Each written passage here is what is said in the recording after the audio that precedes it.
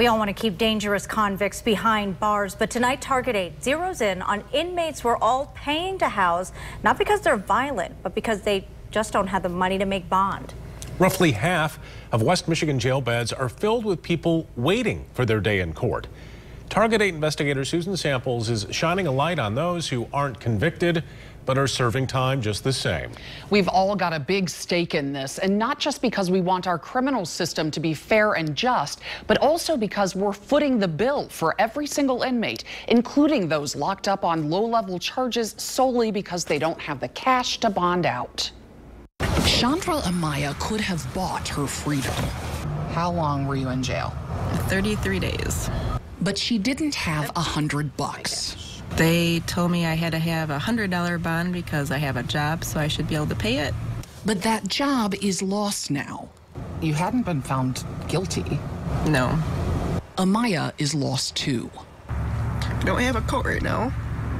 I don't have anything with me, so for me to be out in the cold right now, there's no place for me to go.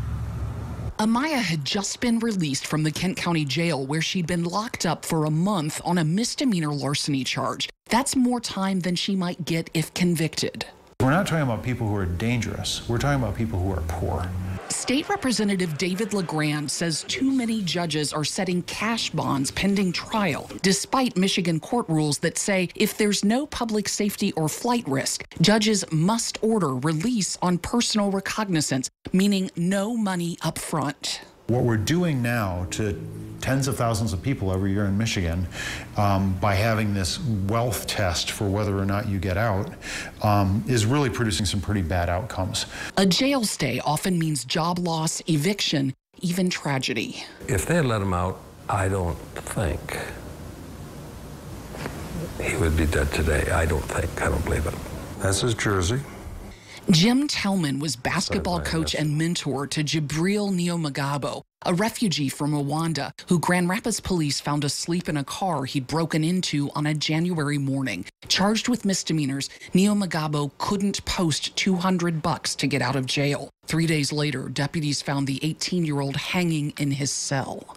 Bond is supposed to be for people who probably aren't going to show up, or if they're a threat to the community. I don't think he was either. The Grand Rapids judge who set the teen's bond did not respond to Target 8's request for comment. Okay, how do you want to plead, guilty or not guilty? What no one argues, whether you have to post cash on a low-level charge depends not just on your record or how stable your address is, but also on what judge you happen to go before. Personal recognizance. When Target 8 sat in on Wyoming District Court, it was clear its judges do not make people post cash bonds on low-level offenses to get out of jail. You have a PR bond on your new case. Okay? But just a dozen miles northeast at 63rd District Court on the East Beltline. So are you going to be able to come up with some money to get out of jail? Judges are more likely to set cash bonds, though they want them to be affordable. If you have to pay a $100 cash bond, you can do it. Yes, ma'am. I'm asking just to make sure I don't let you sit there. But it's clear some do sit there. On the same day, 63rd District Court Judge Sarah Smolinski set Chandra Amaya's bond at $100. She also ordered cash bonds for 9 other defendants. Is it Chandra Amaya? Chandra.